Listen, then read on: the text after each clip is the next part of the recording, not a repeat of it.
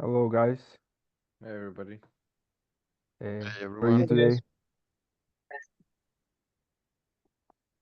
Nice background. Yeah, very nice.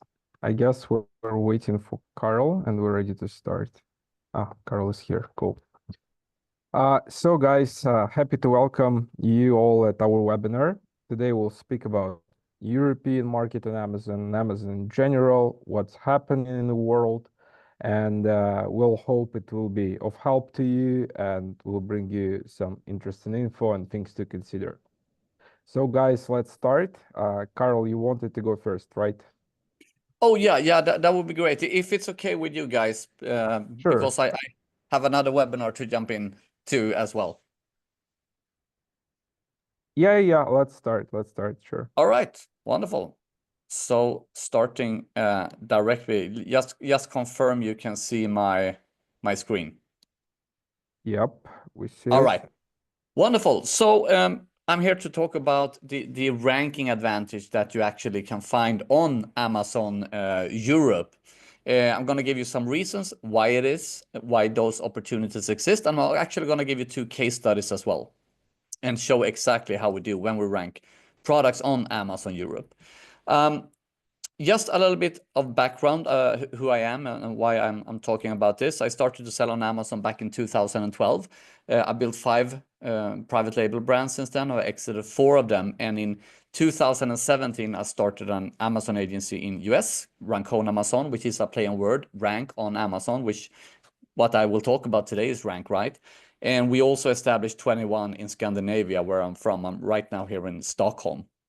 So we are a full service agency with 22 amazing employees. And I'm actually most proud of that we are an platinum partner in Amazon's EU agency program, the only one in the Nordic region, actually. But I'm not here to talk about us. I'm here to talk about ranking and how you can.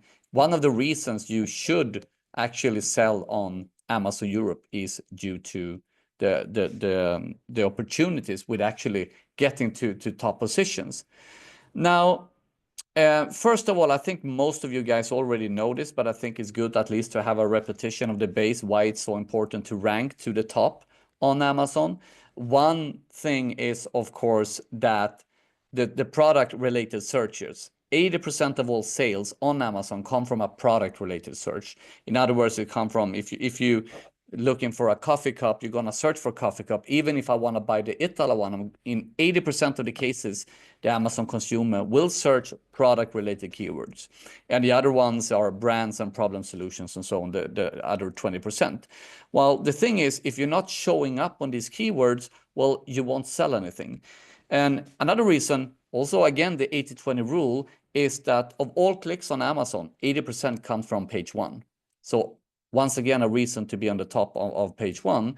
But there are also some other things. One is that you get increased shelf space. So if you rank to the top organically and then you have some ads, then the consumer will see you on several places at that keyword. And now you create an authority for yourself. Same if you go to a store, you want to buy a product and you see the brand on several places in the shelf. That's going to give, it's going to build credibility, it's going to give authority. You also get cheaper ads. Why? Well, if you rank organically on the keyword, you are more relevant for those keywords, and you're gonna pay a little bit less on the click bids. But also, of course, if you rank on the top, you get more organic sales, and you can actually have a little bit lower budget for your ad spend. One thing that a lot of people actually forget is you also get cheaper storage fees, because the storage penalties today is based on estimated sales. And if Amazon see you are on page 1, well, of course, the estimation will be better than if you are on page 2 or 5 for your main keywords. So in short, you need to rank on page 1 to really maximize your success on Amazon. Now, I'm here to talk about why organic ranking is easier on Amazon Europe compared to Amazon US. Well, there is a different reasons why. Number one is that, of course, it's less number of sellers in Europe. So it's less competitors to actually compete with. But also, one thing that is very clear is less Amazon experience and competence. Most of the amazing, private label sellers that really crushing it are mostly selling on Amazon US, not on Amazon Europe. That means it's easier to beat the competition, and we like to beat the competition, right? A couple of other things that's interesting in Europe is that some old school tactics and hacks still work on Amazon Europe that stopped work on Amazon US for a long time ago. And I'm actually going to show that in one of the case studies. The case study is 2 years old, but we still do exactly the same way to rank, and it works as well. And deals in Europe are super effective to support launch. It really gives an extra boost during extra rocket fuel during the launch. So in total, it's easier and cheaper to rank on Amazon Europe compared to US. So if we boil this down, what I talked about with the Amazon experience and that there is less Amazon competence in Europe compared to US, you can actually see that in most listings, I'm not saying all, but in almost all categories, you find a lot of listings in Europe on page one that is not what we call perfect. I'm going to give you a very clear example. So this is a rim cleaner on Amazon Germany. And you can probably see directly that in your world, this is not so perfect. And if you dig down, it's not SEO optimized. It's missing a lot of keywords. The sales copy is not especially good. They are not using all the images, and the images is not even Amazon adapted. They don't have any video. The A+ content is the old version. So compare this to a rim cleaner in US. So this product, by the way, on Germany right now sells for 17,000 euro. Comparing this to a US product, well, in general, they look like this. I mean, they are SEO optimized. They have really keyword stacked, both the sales copy and the title. They have great sales copy. They have great images. They have video. They have A+ premium. So this product is doing $16,000 in Europe. If these guys, the car guys, I think the brand is, if these guys would launch on Amazon Germany, they would easily start taking market shares on all these products on Amazon Germany, having a worse type of listing. So just have that in mind. If you compare this, I don't know how your listings look like, but if you are perfect, I mean, Europe is the place to go now. So I'm going to give you 2 case studies. I'm going to take one case study where we re-ranked the product, and also one where it was a brand new launch. A little bit different, but you will actually see that after you have the foundation in place, ranking is not that hard on Amazon Europe. So the first product we're looking at is a dehumidifier. It's just one product family we're looking at. They were selling on Pan EU, and they had another agency here in the Nordic. We could see that they missed a lot of money. They left a lot of money on the table. Now, their problem was also they had very low profitability. So when we got in contact with them, they, of course, wanted to sell more, but they wanted to increase the price. That often is not the best combination. But starting to work with them, our hypothesis was that their main image, number one, was not relevant at all. So the brand said, oh, this is our designers have worked with this. We love this. It's so good. And we said, well, we don't think the Amazon consumer likes it. So this is the listing they had from the beginning. And here is the main image. And we tested this in IntelliV and against the 2 top competitors. And you can see directly, they just got 18% of the clicks, which means they lose 82% of the clicks compared to the 2 best sellers in this category. Now, that's one thing. The other thing was, this was 60 votes. 26 of these votes were negative. They would never even click or buy this product. Why? Because the Amazon consumer didn't see what this was. A lot of people said, what is this? Is this a spaceship or what is it? They couldn't see it's a dehumidifier. So we kept taking this info. We updated their image. We got it up to 34%. And then in the end, we got it up to 40%. And we were beating the 2 top sellers in this category. We did, of course, the same with Image Stack. We optimized all the images. We put them in the right order. And here you can see we have 52% in relevancy compared to the main competitors. So how did we then re-rank this product? Because the ranking was not good either. So we added a variant to release a new honeymoon period. And the only thing we do we did for this product was actually deals, and I'm going to show you how we stack them. We do always the same, and you can see that in the next case. So we did deals, prime exclusive discounts and deals. I'm going to show you exactly in the next case how that was. And then we just use ads for relevant keywords, and not aggressively, pretty mild, just making sure we started to come up a bit. Now this is the result. So this is in approximately 10 months, 11 months, 10 months, December to October. And we went from position 302 to position 6. Now, it's not so impressive in 10 months. Well, you can probably see all the dips. What happened here, as soon as we pushed them higher and higher, they sold out. And this was a problem. They would keep selling out all the time. Otherwise, we would have done this much quicker. However, now they're selling so good, so they have invested in a brand new machine just for Amazon. So now they will never sell out. So that's pretty fun. And here you have the results. So this product, when we took over, it sold for, in a week, 1,798 euros. And then when we were done, it was selling for 62,610 euros a week. So that's 250,000 euros a month. So that's an increase with 3,383%. Now, what we're looking at here is from Merchant Spring. So this is for the pan-EU in total. Now, if we isolate Germany, for example, as said, they had problems with the profitability. Here you can see where I know the numbers are slow, I'm going to tell you. So when we started, they had in 1 week 1,575 sessions, and the conversion rate was 4.5% at the price of 23.18 euros. We increased the price to 31.81. So that's an increase in price with 37%.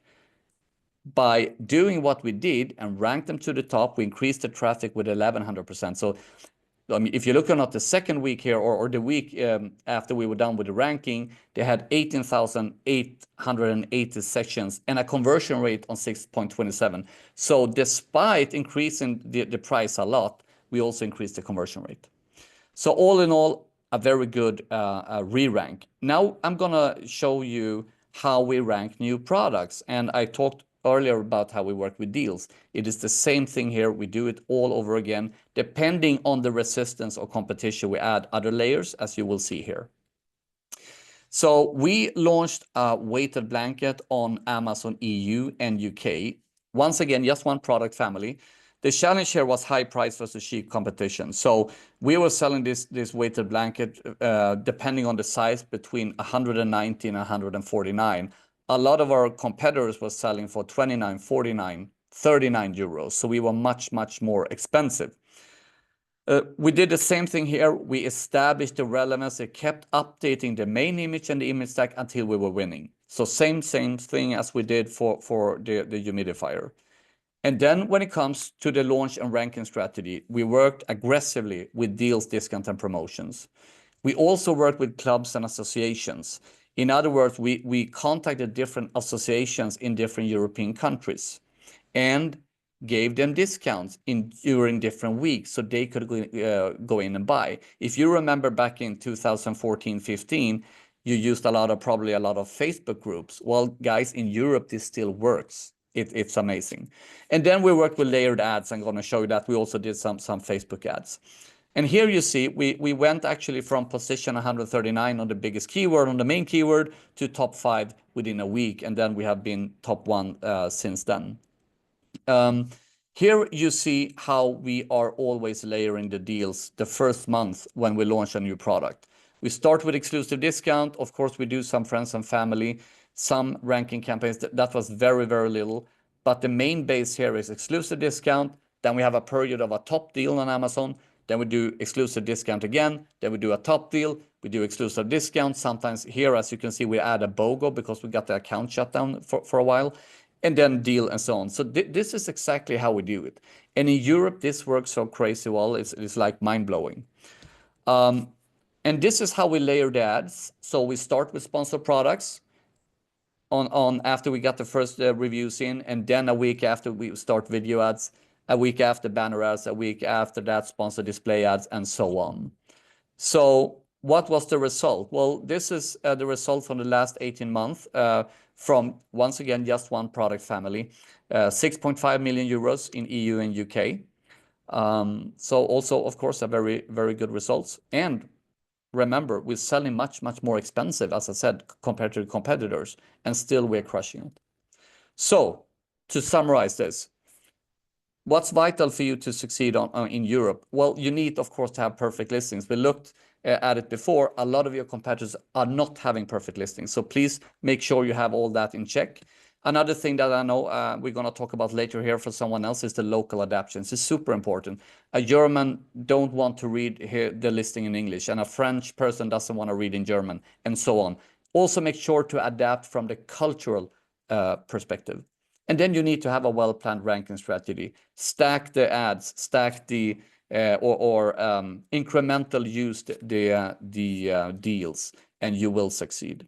So the last words for me actually is Amazon Europe has great potential with the right strategies and partner. Here you see one of the accounts we're working with, 29 million, almost 30 million euros in sales in 2 years. And the other one is 1.5 year, 5 million euros sales in France.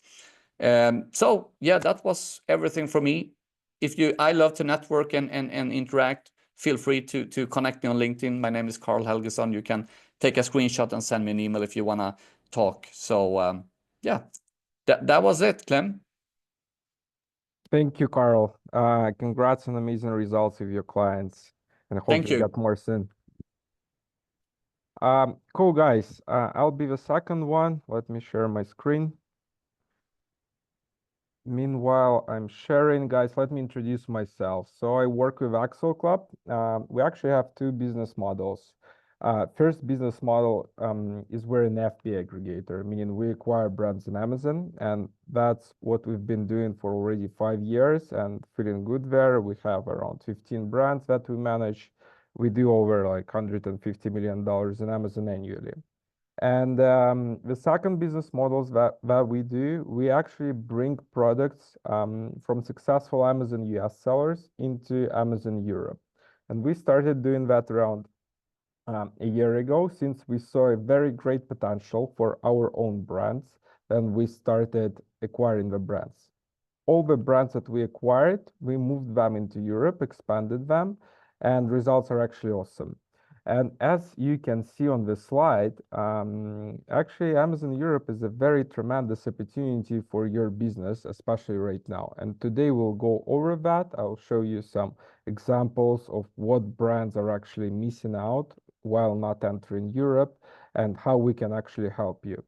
So already European market is more than $100 billion annually for like not very big amount of the countries. In Europe, like the two main countries in regards of Amazon are UK and Germany.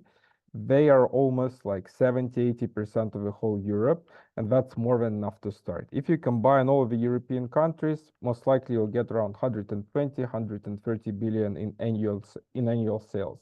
That's already like 30 to 40% of Amazon NA. And given the fact like we all right now know that situation is kind of unstable, right now it makes perfect sense to expand to Europe.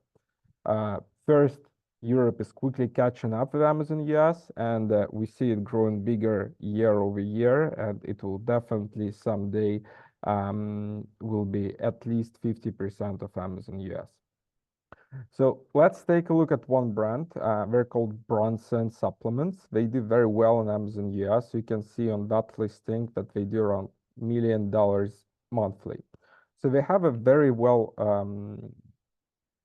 I would say, very nice product in terms of the market fit. They have a very good price, priced below $15. They have very optimized listing, nice pictures, nice ratings, and lots of lots of the supplements bought each month. You can see they're number 3 in the niche and doing around $1 million. So let's take a look what they're missing out in Europe. So actually, like European market for supplements is also very big and very significant if you consider adding it to your current business. So we can see that the first 4 guys in UK combined, that's only UK, remember, just one of all of the markets. top 4 products make around 1 million bucks. And we can see like that all of these products, they're like pretty much losing to Bronson in terms of review count.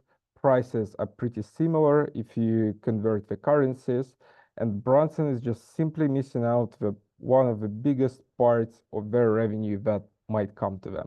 So if we can just, like launch Bronson in UK, and if they can launch their brand in UK, they can easily generate around 100K monthly. And actually, like bringing supplements into UK isn't that hard. It takes around 2 months, and they can easily enter with vitamin D, the product that I showed you before. It won't take long for them, but definitely bringing them significant results.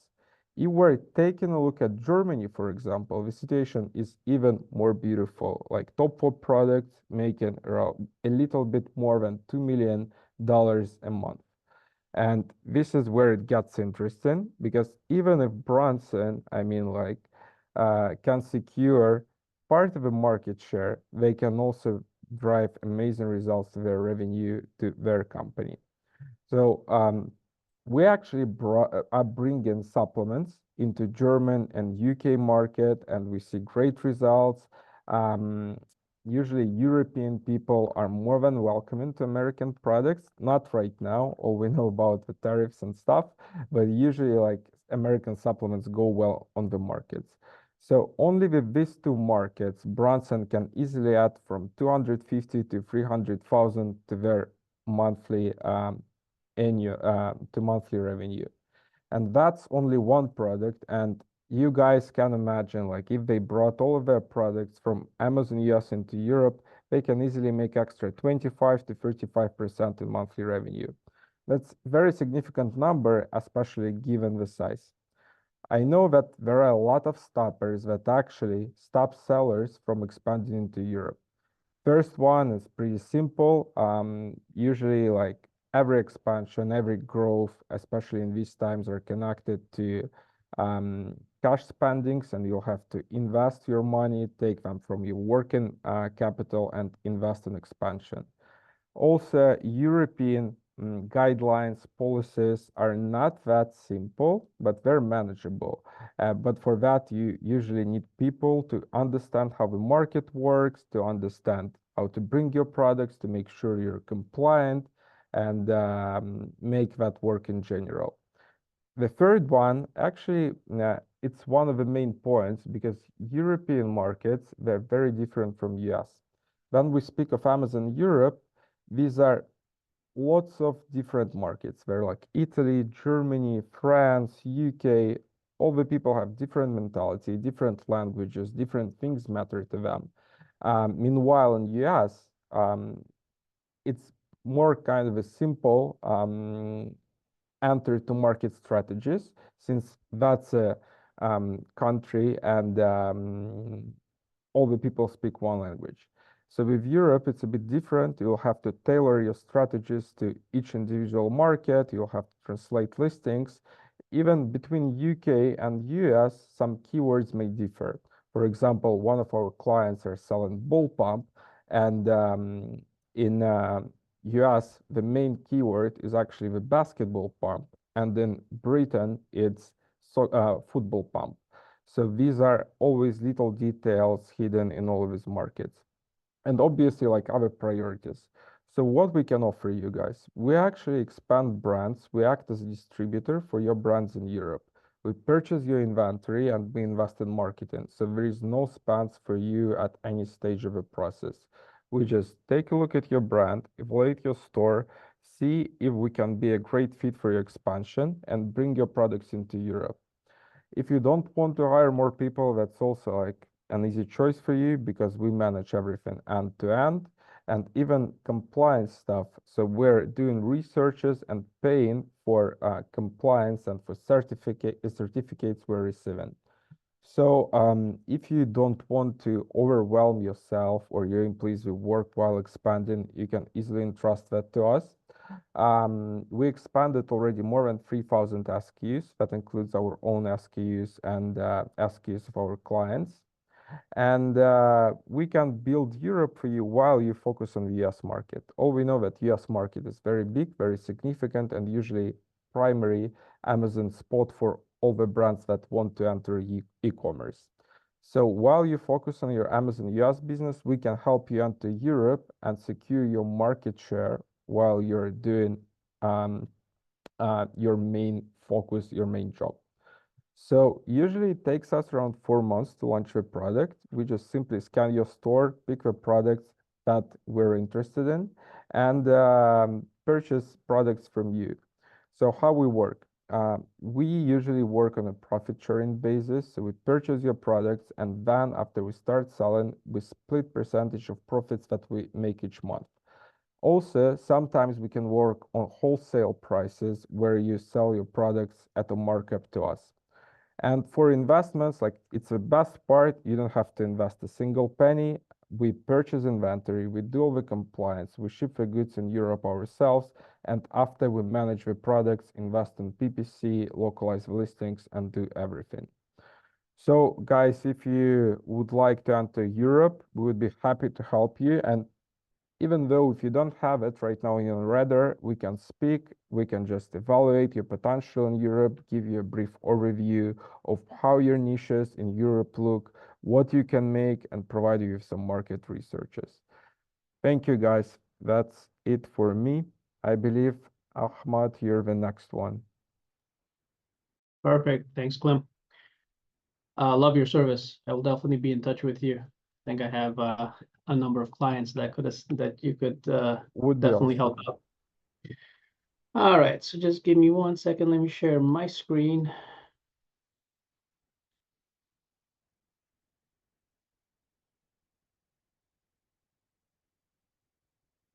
Hopefully you guys can see that.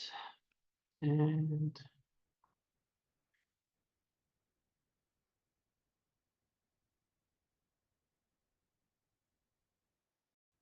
all right, guys. So my name is Ahmad Noory. I am the founder and president of West Coast Prep and 3PL. We are a US-based 3PL company, 2 different locations, both in Southern California.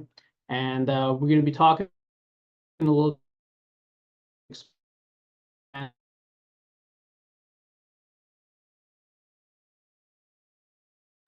by based help mandatory and across the borders. So expand to Amazon. There are, as people have already said, Amazon EU marketplaces. There's definitely a lower saturation compared to US. Your competition is significantly less than what you face in the US. US's seller count is significantly higher than the combined total of sellers in all of the EU marketplaces. And there are some major marketplaces. UK is no longer, after Brexit, is no longer part of EU, but it's still considered a European marketplace, and it's a large one. Germany is a very big one. France, Italy, Spain, Netherlands, Poland, they're all very large marketplaces. And the EU marketplaces combined really do have a lot on a monthly basis. So what is FBM on Amazon Europe? If you're doing FBM or DTC, direct to consumer in the US, it's the exact same process, right? It's fulfilled by merchant, you ship orders directly to customers. Now, if you are looking as a brand to launch on Amazon Europe, there's going to be a lot of roadblocks and hurdles and the learning curve that for you to go through in order to really set yourself up as an FBA seller there. One of the biggest ones is whether or not your products are going to be accepted in the market, if there's demand, real demand for it, because what you see in the US isn't going to necessarily equate to what the demand will be like in the Europe. The marketplaces are different, the countries are different, the cultures are different. So you definitely want to have a way to test the market before you invest significantly to get everything set up in Europe. And FBM from US, which is where all of your products are, can be a very easy and fast and cheap process to get everything set up and do a test and test the market. It gives you the opportunity to have a faster launch. It definitely lowers your upfront costs, and we'll go into that in a little bit. And it's very easy to test, right? You just create your listings and you're off and going. And if you have an Amazon listing, you can just and it's optimized, you can copy that exact same optimized listing into Europe and just translate it to the correct language for each country. FBM versus FBA, it definitely has a lot fewer regulations when you start, and you have full control over your inventory. And we'll get into some examples of that in just a little bit. All right, so the comparison. In order to be able to sell in Europe, you need to be registered with VAT. The value-added tax is basically, every single country has their own VAT registration. And when you start having nexus in a country, in other words, when you have inventory in any of the countries in Europe, you have to be registered. You have to have a VAT registration with that country. Even if, let's say, you're just shipping your products to Germany and France, but Amazon goes ahead and distributes it to Spain and Poland, even if you're not in that marketplace, you still, because you have nexus, because you have inventory in those countries, you have to have VAT registration. So when you're doing an FBA process and you're doing a pan-EU strategy, you need to get VAT registration across all of those marketplaces. Whereas with FBM, only a few of them require it. You don't need to have VAT registration right off the bat, at least with all of them. You definitely don't need multiple country VAT filings initially with FBM. There's a different process that takes care of that. With FBA, you do have to do filings regularly across all of the different countries. The EPR, the extended producer responsibility, Europe has a very different rules than the States when it comes to product packaging and recycling or disposal of them. And so every single manufacturer or importer or seller that comes from outside of Europe into Europe has to have an EPR policy set up. They have to register with the right entities, and then they have to have a process from for packaging, for batteries, for a lot of different categories that each country has identified. You need to have a process from when the product gets into that country all the way through disposal and or recycling of it. So that policy, you don't have to recycle everything, but you have to pay for it. There's fees involved with the process of paying for recycled product or wasted product on there. With FBM, you don't have to have any EPR initially. With FBA, you definitely have to have it. With FBM, you also don't need a fiscal representative.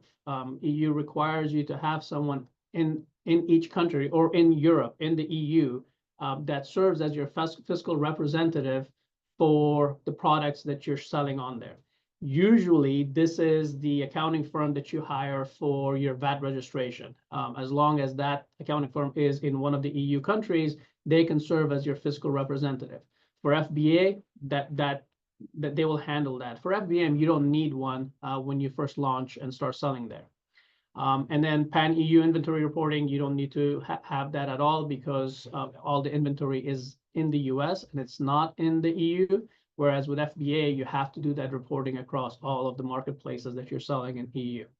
And then the importer of record is required no matter what. So these are just some of the differences and the ease with which you can really launch into Amazon Europe with FBM versus FBA. Some of the challenges, there's definitely going to be custom delays, delivery duty paid versus unpaid. The VAT registration is complex. The filings are complex. The European customer expectation, in the US, they expect it within 20 minutes of when they place the order. Whereas in the EU, it's a little bit longer, 2 to 4 days, as opposed to like the same day or 1 day in the States. But we still have to meet that customer expectation. And it becomes a little challenging if you're not partnering with the right person or with the right entity for cross-border shipping. And then returns logistics across the countries becomes really cumbersome if you don't have a good plan and a good strategy in place. Now, how a US-based 3PL can solve these problems for you. So if you have a US presence and you have your inventory in the US, you partner with a 3PL in the US like us, and you have a centralized inventory. And if you're doing FBM from US, now you have inventory for both your US and EU orders. it makes it very easy to manage your inventory across all your marketplaces. And this also goes through if you decide to get into Asia, or if you decide to get into the Middle East, on all those marketplaces, the same concept applies. Our software integrates directly with every single Amazon EU marketplace. So the order flow is automated. There is no need for us to log into your Seller Central account on all of the different marketplaces and try to figure out which order came from where. Everything is automated. It's all seamless, and we get all the orders on a regular basis directly through API to our software. We have discounted rates with all the major carriers, and then we also have some significantly discounted rates with some major brokers that do cross-border shipping. So we can get fast delivery and cheaper shipping rates, and they will handle all of the duties and taxes and VAT if needed all the way across Europe. And then the return routing and inventory recovery workflows, we have specific workflows and partnerships with other entities in Europe where we work with them to have returns for our customers sent to the same address in Europe, have an initial inspection done, and then if we need to receive them back, we will, instead of getting each return sent back one by one, we would, put them together and ship boxes or pallets of them back to the States for our clients' returns, which really helps reduce the amount of costs associated with your returns management with reverse logistics. All right, one of the biggest benefits, one of the biggest policies that Amazon EU has, it's called the Import One-Stop Shop. IOSS is designed for non-EU sellers, like US-based businesses. You're outside of the EU, you're selling to EU consumers, not to businesses. So this is for B2C, and your order value is 150 euros or less, and you're shipping from outside EU into EU to the customer. When you get the IOSS policy set up, without it, the customer has to pay VAT directly when they receive it. Customs gets delayed significantly. Customer experience is bad, and there's a pretty complex per country VAT setup. This is sort of like what the FBA process would be. With IOSS, the VAT is collected at checkout, so it's seamless. The customer doesn't really have any pain point on that. The customs clearance is very fast because the VAT has already been cleared. The delivery feels like Amazon-like delivery, straight from, as if it was a last mile fulfillment center, down the street from buyer in Germany. And you get a single, you pay a single monthly EU VAT return. So you don't have to file VAT returns every week or every day or anything. You put everything, all the orders together per month, and you file one VAT return across the EU marketplaces. So this is, if you do have products that are under 150 euros and you are going to be doing FBM, this is outside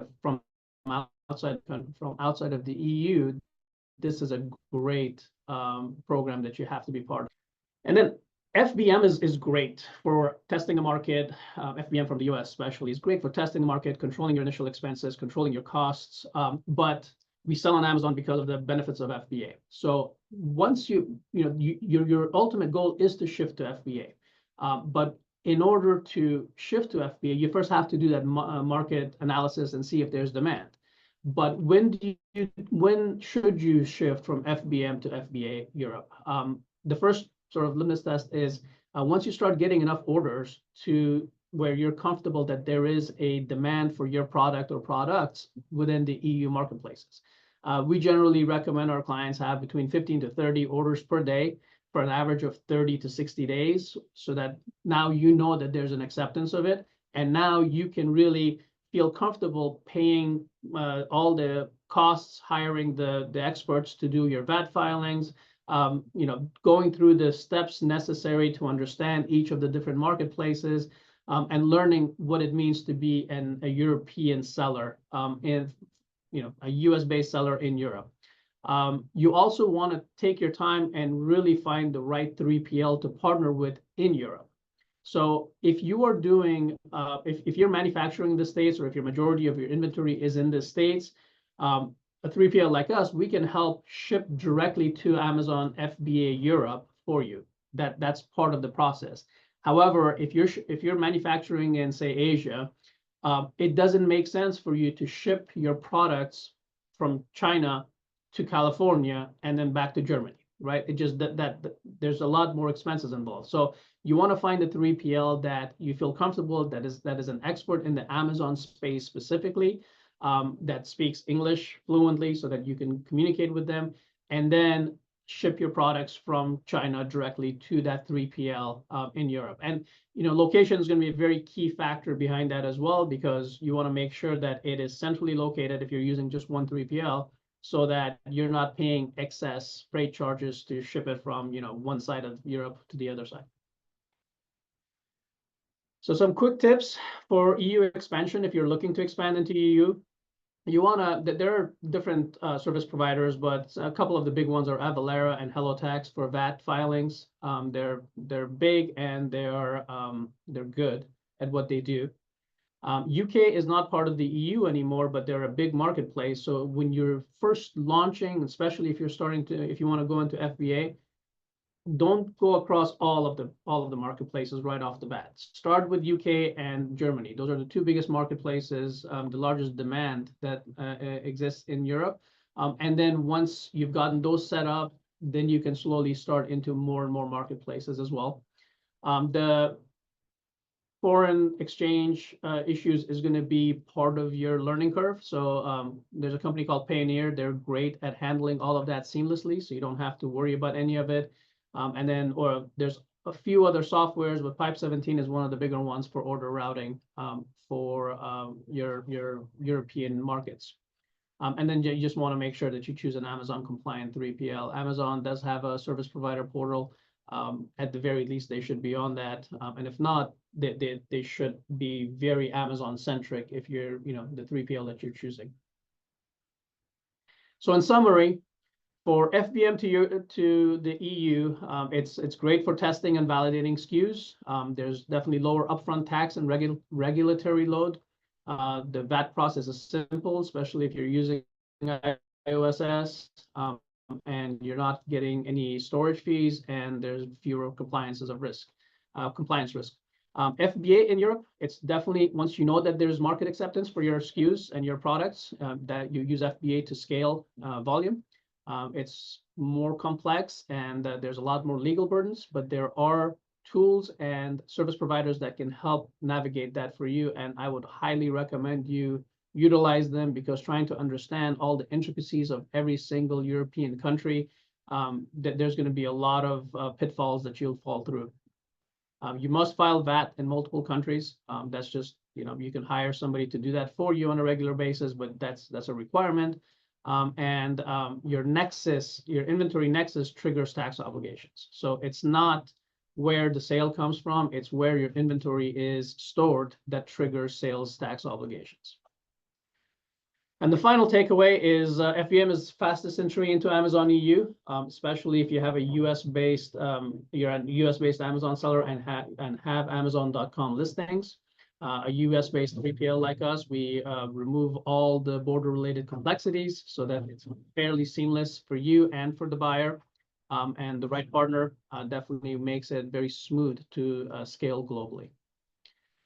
A little bit about me and my business. West Coast Prep 3PL, we're a full-service prep, pack, and 3PL provider. We specialize in Amazon FBA and FBM, but we also have a significant amount of clients that do DTC, direct-to-consumer, on eBay, Walmart, Wish, Shopify, WooCommerce, TikTok Shop, and all the major marketplaces. Our core services include inventory management, order processing and fulfillment, returns management. We do LTL and FTL shipment handling, palletizing, carton forwarding, bundling services, cross-border solutions. We serve all types of Amazon sellers, and we have 2 locations in Southern California. We're about 20 miles from the port of Long Beach. As a bonus for this webinar, we're offering 20% off for the first 3 months of your account with us. You just have to sign up by the end of May and send your first shipment to us by the end of June. And just mention the code XL20 and you'll get that 20% discount added to it. This is my contact information.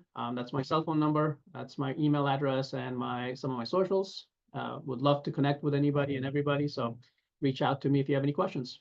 Thank you. Thank you, Ahmad. That was a nice presentation. Pasha, please. It's your turn, I guess. Yes, thank you for having me, Klim. Everybody, thank you for joining in. Let me share my screen.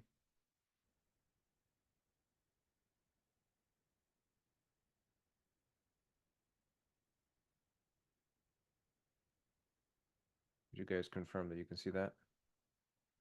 Yep, we see. Awesome.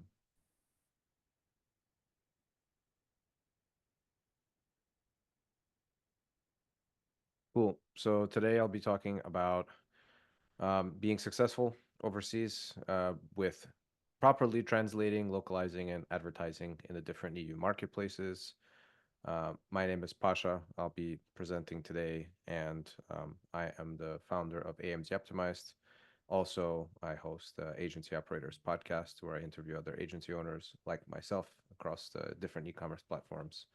So somehow I intersect a lot with EU service providers as well as sellers, and it kind of just all compiles into what's important, what works, and what my agency does is very much so on the operation side, content, advertising, and so some of these guys already mentioned what it takes from the compliance and VAT side. I'm going to talk about what it takes after, once you're already in there, you have your stock. Okay, what's the next steps? So let's get started. It's going to be a short presentation, but I'll get kind of straight into it. Basically, it's a massive growth opportunity to go into Europe, but you can't just copy over your US listings. If you're selling in the US and you're doing well, you have campaigns that are performing, you have A+ content, infographics, video.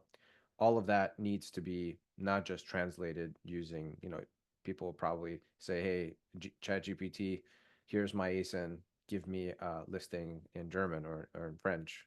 I don't think it's quite that simple. Every country has its own language, but also buyer behavior, entirely different advertising landscape and different terminology and thinking patterns and habits and culture. So really, if you want to connect with these different shoppers, you need to understand the way that they live, the way that they think, and the only way to do that is actually to localize the content using the right keywords that make sense for that particular area, and adapt your advertising strategies accordingly. So what's the difference between translating and localizing? So translating is really just word to word, that Google Translate. But if anybody here speaks a different language, we all know that if you do Google Translate, it doesn't always come out exactly perfect, right? Like the meaning gets lost even though the words are translated. So with localization, it actually adapts your listing for the local culture, expectations, and buying behavior. And that does include A+ content and images on the infographics and the video as well. It's not just the titles and the bullet points. So graphics are a very important part of this, and they also need to be localized. So again, you have to resonate with the shopper and kind of meet them where they're at, and adjust the tone, phrasing, imagery, and product use cases. So why does it drive sales? So here's an example. So a baby monitor could be described as ideal for large suburban homes, and that might resonate well in the US. But in Italy, for example, a localized version would highlight clear audio for apartment living. So it's the same maybe description, but the way that it's being searched for or used in Italy is very different than in the US. And so that's why, it's not exactly, comparing apples to apples. And so when we do things in this type of way, we're improving our conversion rate, customer trust, relevancy, and potentially reducing any types of returns when people get a product that they expect to be one way and it's actually another way. So moving on to advertising, you don't need to necessarily be fluent in every single language in order to run the ads, because of course, if you have somebody that's helping you to create the content. They can't be always around every time you optimize keywords. So there's a very strategic way that we approach this, and we start with the Amazon auto suggest. This is a old way of starting out with ad mining, but basically in each local marketplace you're just typing in your base keywords and you're going to see what actually comes up, what it auto populates, and that way you can find some nice long tail keywords to target. Then there's plenty of tools that we all know, like Helium 10 is one that I love and have used for many years. And you can actually reverse engineer your competitors' listings and see what are the keywords that they're ranking for. And then on top of that, you would actually go back to when you were making the listings and maybe speak with somebody who is a native in that language and see if there's any maybe slang or other types of like natural phrasing that is not maybe commonly used that you could potentially find that would be very relevant, maybe a little bit lower search volume. But sometimes we find that relevancy is actually more important than search volume. So a couple tips, don't use Google Translate. ChatGPT is actually pretty good. It's getting better, but still it's not going to be perfect because a lot of it will be sort of like Google translated. You can try to incorporate prompts that have localization factors in it, but always it's best to get the final check done by a real person that speaks and understands the culture of that area. So here's some examples. So in the USA, we'll say cookies, but in the UK, they'll say biscuits. In the USA, we'll call it a sweater, but in Italy, they'll call it a jumper. And in the US, we'll call it a cell phone, but in Germany, they'll call it a handy. So just a couple, funny examples that, I love the way that kind of things get translated in different places and speaking with people from different countries. So should you run the same exact ad campaigns in the EU that you have in the US? They're doing really well in the US. Why not just copy paste things over? It's basically the same reason. It's not very effective. Really, again, every country has its own language, competition levels, customer priorities, and CPCs. So sometimes, even though the keywords are doing well in the US and in, let's say, the UK, maybe the CPCs are just not reliable or realistic for your cost once you have it in the UK after all the VAT and everything that you have to pay. Maybe you find that there's other keywords that are actually your best bang for your buck. So that's why there's a lot of factors that need to be considered. And so running the same ads everywhere basically result in potentially lower relevancy and lost opportunities and poor ad spend distribution. So yeah, again, you have to tailor your ad campaigns for each country differently with different keywords, different creatives, going back to the localization factor if you're doing video ads or any type of graphic. So those creatives need to be adjusted. And then each marketplace needs to be totally treated differently with their bids and budgets and their seasonality. This is a big one. Every country has their own holidays. Of course, there's holidays that are celebrated by multiple countries, but there's different ones, and you have to understand how people spend those holidays and what's important to them. So localizing is kind of the key takeaway from this presentation. Localize, research keywords using tools, native patterns, and competitor analysis, and tailor those ad campaigns to meet the demands and behaviors of each country. That's it for me. Feel free to scan this QR code to book a call with myself. Also, I'm doing a special offer where we're giving the first 6 months of work for no commission, just our base fee, no commission added on top of that. And again, we handle everything from the operation side that I mentioned. So we'll do all of the content, localization, ads management, and we'll put you in touch with the guys maybe from this presentation or otherwise if you need assistance with any of the other aspects of the EU transition process. So that's all for today. Thank you. Thank you, Pasha. Renee, I guess you're next. Great.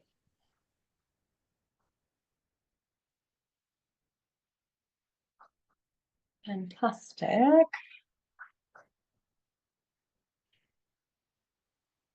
All right. Thank you, everyone. It's been really interesting to hear everyone else speak. So I'm happy to be here today. Thank you.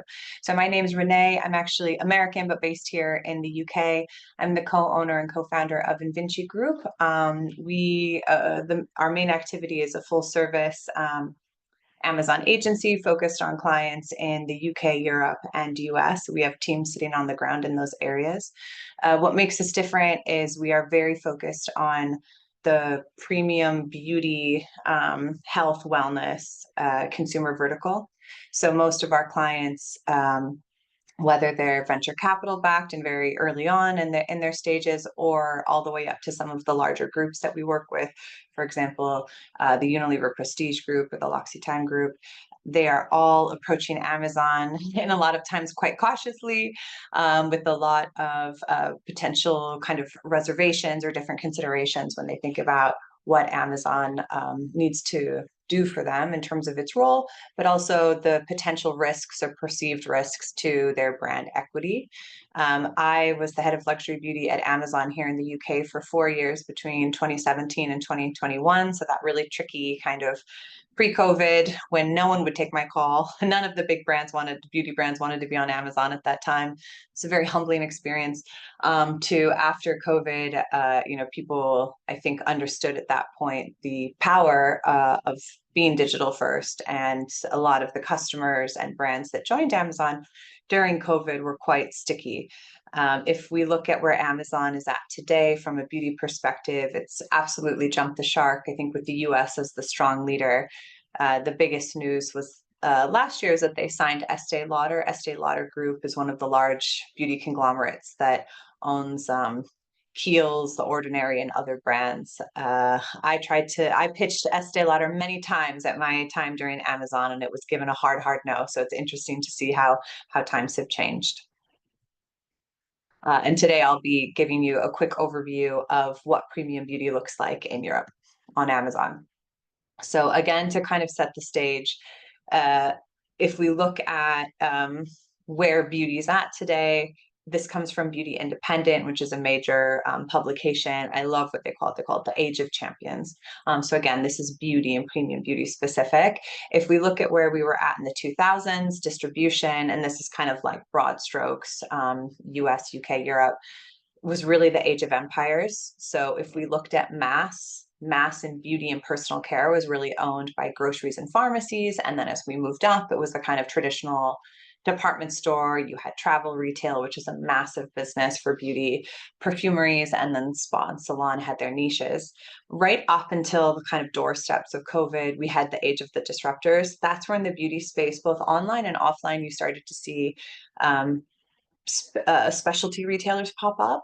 This is where beauty became, I think, quite hot. And now you see it's quite hot from a consumer perspective. Young people buy beauty. It's like the beauty is winning a lot right now with young people and Gen X, Gen Z at the expense of fashion, which is a really interesting shift in terms of how customers are kind of self-expressing. So you see specialty beauty, you see online retailers, clinics start to pop up. So this whole idea that you go to, like, that the average kind of woman would be going to a clinic to get an injectable, Botox treatments. This became the norm. And then at the tippy top of prestige, you still had the old players. 2020 to now, we're at what indie beauty has coined the age of champions. And what's interesting, if you see where Amazon came onto the scene previously, it was just there in mass. So now it's really just grocery, Amazon, pharmacies for mass. Now Amazon is really dominating from the bottom all the way to the top. So this pyramid that a premium brand would have kind of followed in the past in terms of distribution strategy, a premium beauty brand would have gone for kind of the highest end retailer it could, really established themselves and their reputation there. And then as they needed to scale and get volume, they'd like come down and down towards the mass pyramid, and they'd branch out to big box retailers, and then they would eventually branch out potentially to Amazon. That's not really the case today. There's plenty of case studies and examples of brands launching on Amazon first Amazon very soon, or really using Amazon as kind of a major distribution platform. One piece of what we do besides our kind of full turnkey service for beauty brands is we work with a lot of investors, private equity groups. We help them do due diligence on deals, etc., and we help kind of C-suite executives with Amazon strategy. If you look at where investors would expect growth to come from, it might be up to kind of 10 to 30% of a beauty brand's revenue now would be expected to come from Amazon. So it's a really hot topic amongst very serious investors. And that goes from masstige, and prestige. This is from Nielsen, and it's showing how e-commerce is really dynamic and outpacing offline growth across Europe. So you can see here both kind of market share, but also these bars below in green are showing you over the last 12 months, e-commerce growth for beauty versus growth offline. So you can see really the growth in beauty in Europe is coming from online. And as will surprise no one, guess who's winning there? Amazon. So in the UK and all European markets, Amazon is actually the largest online beauty player. And it's just incredible to me that when I speak to Americans, they're like, yeah, we get it. Like, why would you waste your breath on this statement? But in Europe, when you're talking to brands and clients in Europe, it's still really a hard sell. So I always think of it as kind of 5-6 years behind just in terms of mentality. And that also reflects in terms of end customer penetration. I think it was Ahmad earlier said, go UK, go Germany, very much the case for beauty. So from a beauty category perspective, Amazon Germany is actually slightly bigger than the UK and can be a really fruitful market. Italy, growing quickly. Spain, it depends. And France is actually quite muted, because if you look at all of these different European marketplaces, they have very different kind of retailer and historical distribution systems that make it very different to play. For example, France is very entrenched in the pharmacy world, whereas Germany with Douglas and Zalando is more open for Amazon to come in and take market share.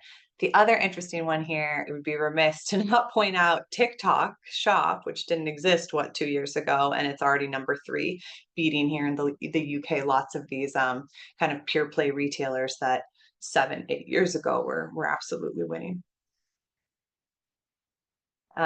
Amazon loves premium beauty because, as we all know, Amazon is so much more than just kind of selling widgets online.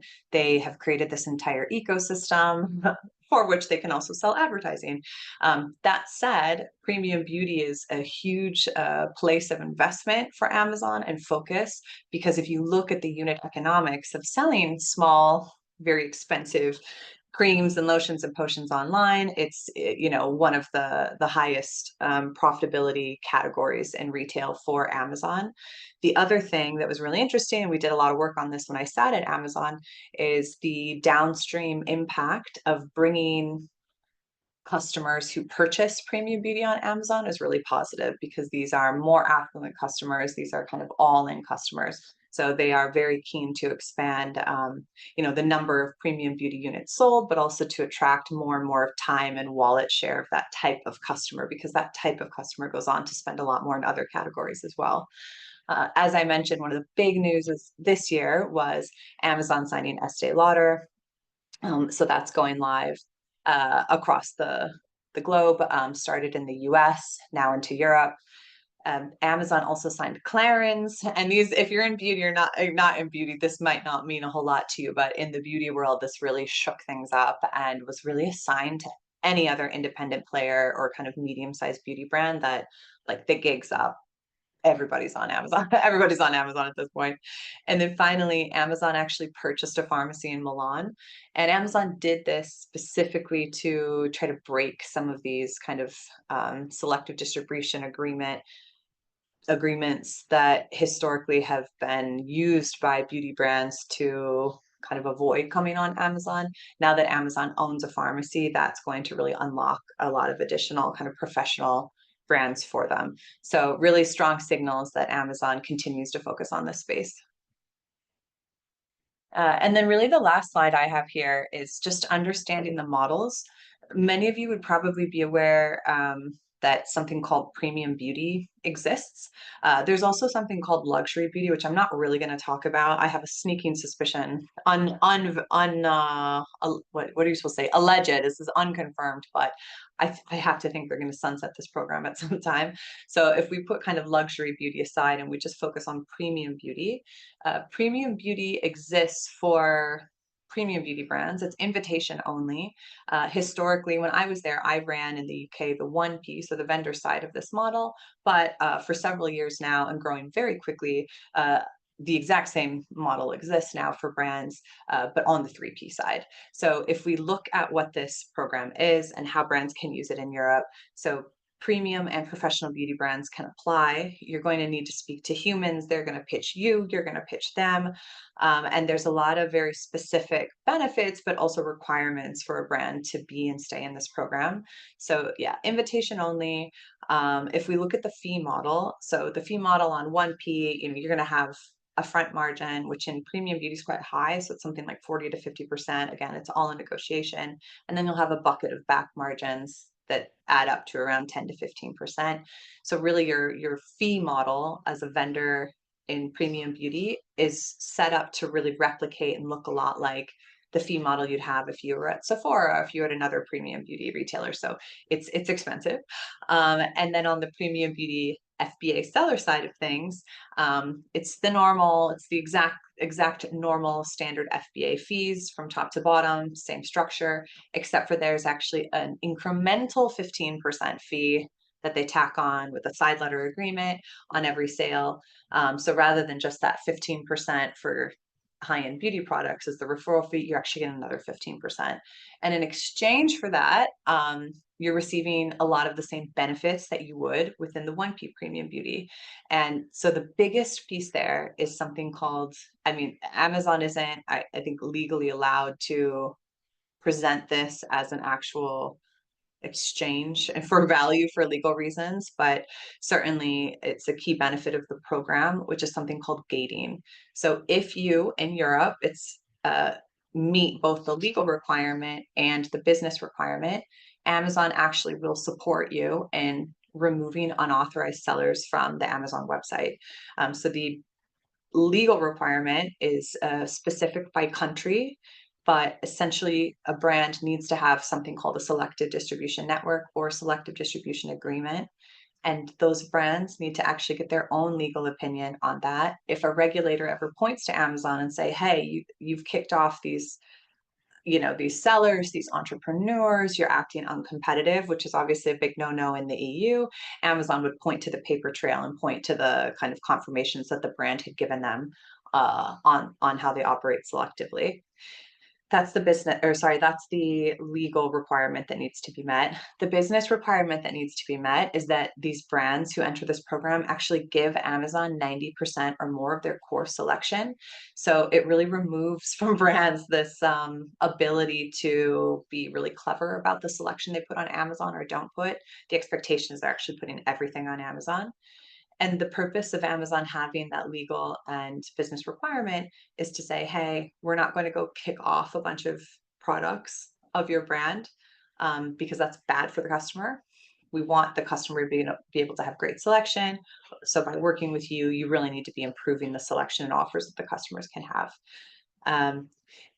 You'll notice if you go to a premium beauty brand, you would see, like if you go to Elemis in any country in Europe, UK, US, you would see that they have an enhanced PDP. So these are high definition images. There's actually, rather than just say the brand name, there's actually a logo, and that's when you click on that logo, that's what takes you to the brand store. There's not 5 bullet points of description. There's actually 3 sections that come across. There's a complete the regime. And actually Amazon also limits the amount of advertising real estate that can appear on that page. So your funnel on the PDP is also slightly protected. Premium A+ is actually the exact same for premium beauty as it would be for non-premium beauty vendors and sellers, but you do have access to this premium brand store that look quite upscale and beautiful. And that comes as part of the program. So if we look at where the major players in beauty are playing on Amazon, really the big guys and the big groups remain on 1P, and all of the new up and comers are on premium beauty. I would have to say though, that 15% fee on the FBA premium beauty function is so great, right? That can be, you know, your entire advertising budget or half your advertising budget. That's a big piece of profit to give away to Amazon. So my usual kind of recommendation to brands is, unless you have a serious kind of channel cleanup exercise that needs to take place here, I haven't seen any A/B testing in or out of Amazon that would prove to me that the enhanced PDP or brand store potentially, you know, justify that cost, and, you know, funneling that 15% into advertising or into your bottom line is probably a better use of that money. It's been interesting. My agency, again, we're still, you know, quite small boutique in the scheme of things. We don't do a lot of marketing. We go through kind of network, my network here in the UK in the British beauty industry. You think that Amazon has tapped out, or that Amazon, everybody knows Amazon, or that everyone's on Amazon. And beauty is a really interesting category, especially on the premium side of things, where they're really not. Or they might be kind of like zombie Amazon status, where somebody tried to get them onto Amazon at one point, but they're not maximizing and they're not doing it. I think right now, while you see the turmoil in the US and general economic slowdown in the UK and Europe, a lot of brands are coming to Amazon or refocusing and reinvesting into Amazon out of necessity as much as anything else, which means we're in an interesting space to help them. I definitely believe there's a way for even, you know, the most premium of brands to operate and win on Amazon in a commercial way that also doesn't sacrifice their kind of brand equity and values and principles. So that's what we really live by as we craft strategy for our clients. Cool. And that's it. Oh. Thank you, Renee. Manuel, I guess you're the next one. I'm the next one and the last one. Thanks everyone for staying here. I promise I'm gonna be short. Thanks to everyone that actually mentioned everything on how to get into Europe. I'm Manuel do Valle. I'm the managing director for Mangrove Macarta. We're a full service agency from the US with offices in Mexico, Brazil, and now Europe. Unlike Renee, I actually am an ex-Amazonian. I spent 6 years helping Amazon to deploy and create the Amazon DSP, which most of you know, it's the Amazon tool that allows you to run programmatic campaigns, not only on Amazon. So yeah, let's gonna talk about the only one thing that no one has talked yet. So what everyone is doing today and whatnot. So all of my colleagues, they've been talking about how to get the products from the US to Europe. What are the nuances? What are the expectations? What are the expected profitability? What are the marketplace competition and how to position it? But no one actually talk about DSP. No one actually talk about how you enhance and how you promote that and how you actually position your brand in Europe. So for that, let's gonna get into some numbers that some of you already did, but let's see that, for example, the Amazon DSP is the third most used ads platform in the world today, and it's scaling. While, for example, on the search side of things, you can only target 62 million active users in Europe. With the DSP, you can target 97% of the EU population, which means around 700 million of people. That it's actually an increment that if you only focus on search, sponsor, you will never get. And sponsor, one of the things that I've been probably saying my entire life, is that sponsored products on Amazon, it's really great to position your brand. It's really great to get your first sales. It's really great to build consistency. However, it has a ceiling. And if you want to break the ceiling, you need to go beyond search. And how you do that? Through the DSP. So today, more than 800,000 brands are using sponsored products in the EU, which means it's a very crowded environment. And also, as you already seen and hear, you need to be very local. It's not the same advertising the same product in the UK or Spain or Italy or France. All of them are different. So a part of being one among millions, you need to stand out with localizations. However, if you use DSP, you can stand up among everyone. There are some funny things here, and it's a sneak peek from our friends at Amazon. So here it's a slide of one of the Amazon presentations, which means this, what it means this, it's the, for example, the numbers that you've seen here, every brand that it's actually using Amazon DSP alongside their sponsored products campaigns, they usually get an 80% lift on brand search.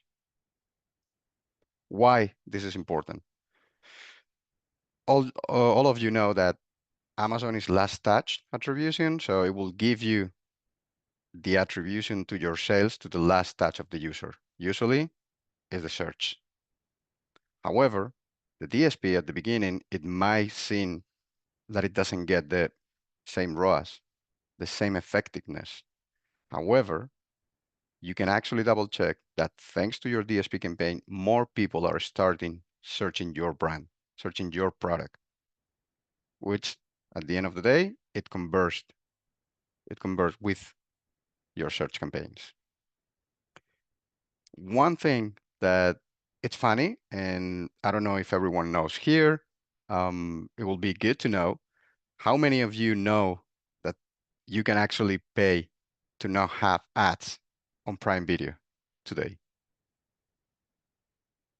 So 90% of the population either doesn't know or doesn't care about paying those extra bucks to get rid of the ads. Why this is important? Prime Video is one of the most used video channels in the world. Here are the numbers for the UK's, for example. The UK monthly estimated as 15 million users looking at the screen.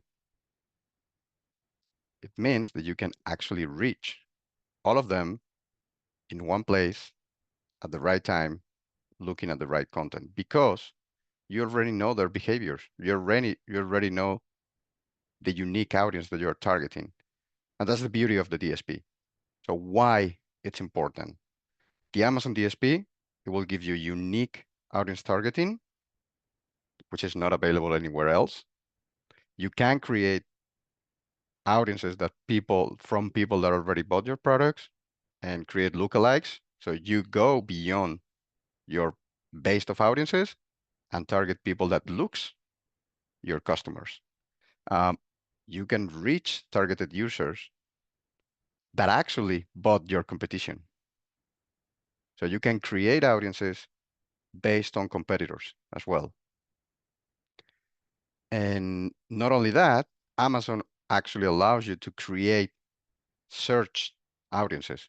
So you can take your search campaigns, understand them, because you are getting really good, and all my partners here, they know well. Once you know that, once you know your keywords, once you know your target, you can actually build that audience and use it on the DSP to increase that reach, to go beyond search, which is something that I like to say more often right now. And what are the other things that the DSP, the Amazon DSP, can actually provide? So it can impact users on Amazon, but they can also impact them outside Amazon. So while they are browsing whatever they are on internet. The DSP has premium publishers and unique publishers like Prime Video, Twitch, even Alexa. You can actually target people on Alexa, Amazon Music, and so on. And it's the only way to get into the Amazon ecosystem. If you want to run ads on Prime Video, that's the only way. And it has another nuance. I mentioned Twitch. Twitch is a rare breed these days, alongside TikTok, because they target very young audiences. So, for example, going to the previous speaker, Renee, one of the examples that we have, I don't have the slides here, but she just reminded me, we had a client in the US that it's a beauty product for young people, and we only did a Twitch campaign. That product increased in a week 80% sales due to Twitch audiences.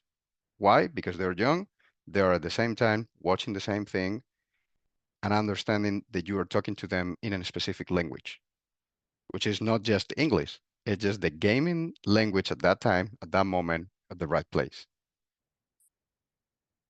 So what I try to say here is that you already done the move to Europe. You already done your optimizations with keywords. You already done your search campaigns. Now it's the time to go beyond, to break that ceiling, to try to reach more people and go further and sell more. More things about Prime Video, for example. So as you can see here, this is the engaged views on Prime Video on Amazon. So 80 in the UK and Germany. So 82% and 79% Prime Video household shop on Amazon in the last month. And 40% and 17% are more likely to shop on Amazon each month than non-Prime Video viewers.